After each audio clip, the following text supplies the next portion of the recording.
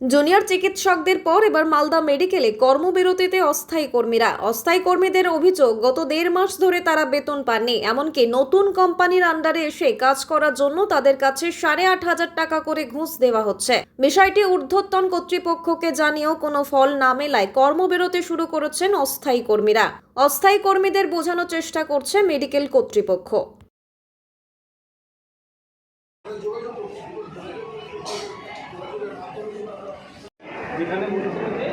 আপনাকে চিঠি করেছে।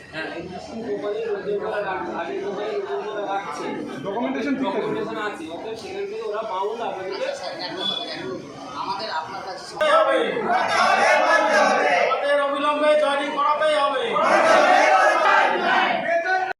আজকে আপনাদের মূলত দাবিটা কি? আমাদের মূলত দাবিটা হচ্ছে আমাদের বেতনত্ব কিছু নাই, কোনো যে কাজ করছি তার অস্তিত্ব নাই যে আমরা কাজ করছি। আমরা যে এখনো জয়েন্টই হয়নি।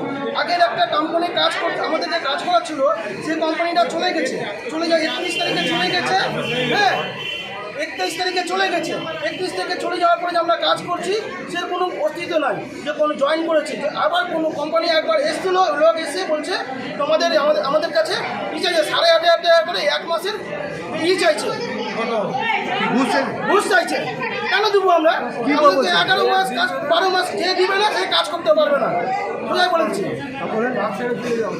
তারপরে আজকে আপনারা কি করছেন? আমরা এই জন্য স্ট্রাইকে বসেছি, কোনো দাবি দেওয়া না মানলে আমরা কাজ করতে পারবো না। কর্মবিরতি। আপনারা কি জানিয়েছেন কর্তৃপক্ষ? আমাদের যা জানিয়েছি তার সব কিছু দেওয়া আছে, থানাকে দেওয়া আছে, এমএসবি আছে, চেয়ারম্যানকে দেওয়া আছে, সবার সিল শো মারা আছে, ডিএমকে দেওয়া আছে।